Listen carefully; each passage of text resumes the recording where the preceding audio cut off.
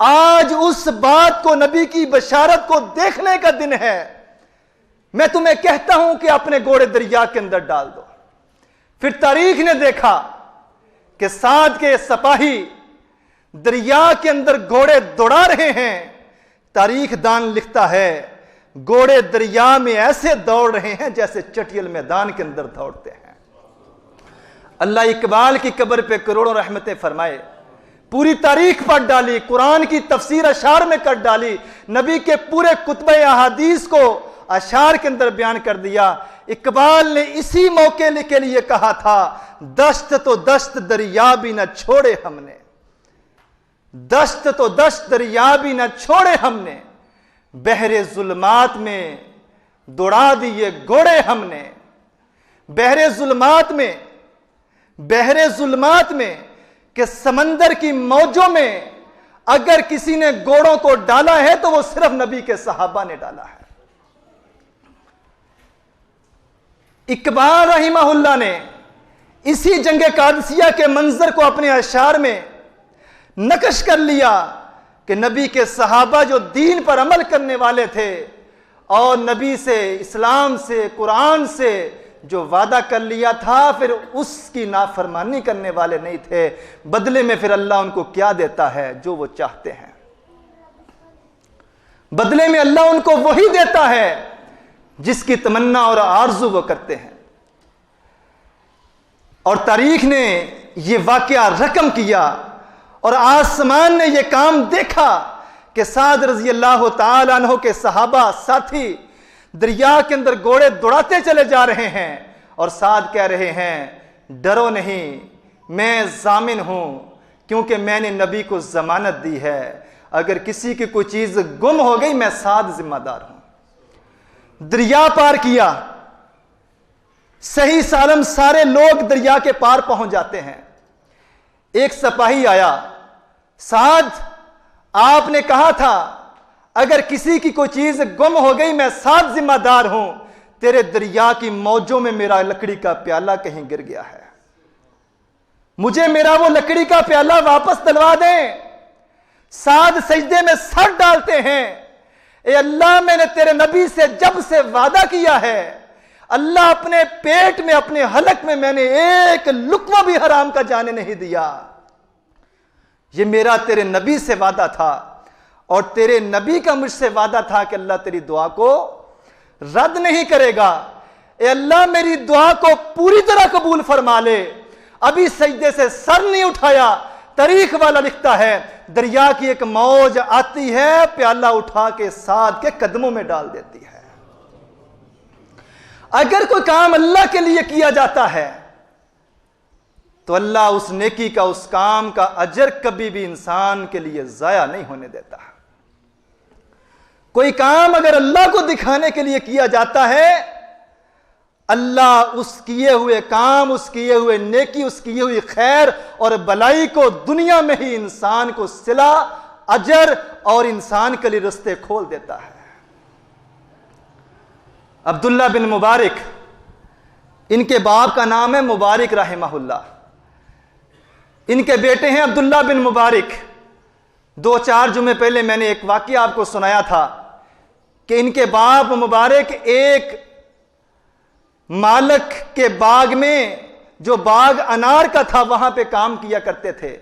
صرف اشارہ دے کے آگے بڑھتا ہوں، ان کے بیٹے ہیں عبداللہ بن مبارک، اور یہ عبداللہ بن مبارک پہ اگر گفتگو کی جائے تو گھنٹوں گزر جائیں۔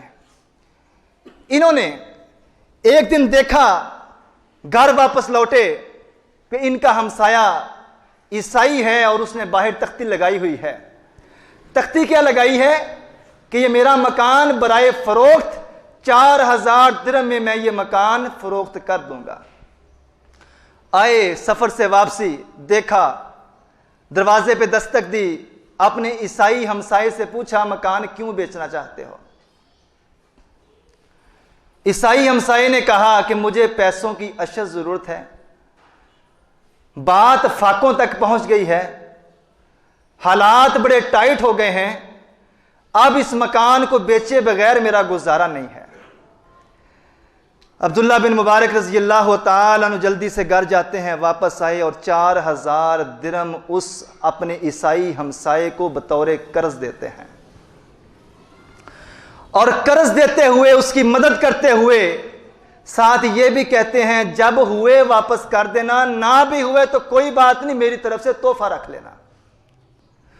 اور ساتھ اس اپنے عیسائی ہمسائے کے سامنے ہاتھ باندھ کے کھڑے ہو جاتے ہیں، اللہ کے لیے مجھے معاف کر دے، میں ایک لمبے سفر پہ نکلا ہوا تھا۔ عیسائی ہمسایہ پوچھتا ہے کہ آپ مجھ سے معافی کیوں مانگ رہے ہیں؟ کہتے ہیں معافی میں اس لیے مانگ رہا ہوں کہ میں عبداللہ بن مبارک اپنے ہمسائے کی حالت سے ناواقفیت کی بنا پہ شرمندہ ہوں۔ مجھے نہیں معلوم کہ میرے ہمسائے کی حالت فاقوں تک پہنچ چکی ہے، جبکہ میرے اسلام کا مجھے یہ حکم ہے کہ تیرے پڑوس میں نبی نے فرمایا 40 گھروں تک تیرا ہمسایہ ہے، اور تیری ذمہ داری ہے کہ اپنے دائیں بائیں دیکھ کون کس حال میں ہے، کسی مصیبت میں تو نہیں ہے۔ میں اس بات پہ شرمندہ ہوں کہ آپ کی خبر گیری نہیں کر سکا۔ عیسائی ہمسایہ کہتا ہے معافی تو مجھے آپ سے مانگنی چاہیے کہ اتنے عرصے سے آپ میرے ہمسائے میں رہ رہے ہیں، میں اسلام کو اور مسلمانوں کو نہیں پہچان سکا۔ مجھے نہیں معلوم تھا کہ اسلام اتنا خوبصورت اور خیرخواہی والا دین ہے، اور مسلمان کا دل اللہ نے اتنا نرم بنایا ہے جو واقعی مسلمان ہو۔ ہر مسلمان کی بات نہیں کر رہا، جو سچے دل سے نبی کا کلمہ پڑھنے والا ہے اور واقعی اس نے لا الہ الا اللہ کے مفہوم کو سمجھا ہے۔ عیسائی ہمسایہ اپنی طرف سے معافی مانگ رہا ہے، عبداللہ بن مبارک اپنی طرف سے معافی مانگ رہے ہیں، اور عیسائی ہمسایہ عبداللہ بن مبارک کی اس نیکی کا صلہ اور اجر ان کو یہ دیتے ہیں کہ اللہ تعالیٰ ان کے نامہ اعمال میں لکھ دیتے ہیں، اے عبداللہ بن مبارک تیرے اچھے اخلاق کی وجہ سے ایک عیسائی لا الہ الا اللہ پڑھ کے دائرہ اسلام میں داخل ہو گیا ہے۔ ان کے ہم اثر ساتھی، رفقا، دوست کہا کرتے تھے کہ ہم اکثر سوچتے کہ عبداللہ بن مبارک وہی علم رکھتا ہے جو حدیث کا علم ہمارے پاس ہے۔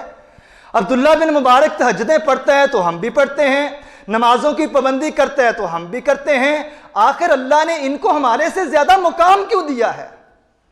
کہتے ہیں یہ راز پھر ایک دن کھول لی گیا۔ ایک دعوت پہ گئے، جس گھر میں دعوت تھی وہاں پہ اچانک چراغ بجھ جاتا ہے، چراغ گل ہو جاتا ہے، اندھیرا کمرے میں چھا گیا، اور تھوڑی دیر کے بعد جب میزبان نے چراغ کو دوبارہ روشن کیا، ہم نے دیکھا کہ عبداللہ بن مبارک اپنے گالوں پہ، اپنے رخساروں پہ آنسوؤں کو صاف کر رہے ہیں،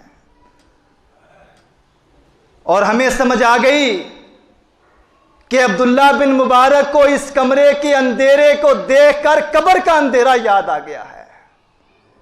ایک لمحہ بھی اللہ کی یاد سے غافل نہیں ہے، ایک لمحہ بھی اللہ رب رحمان سے دوری نہیں ہے۔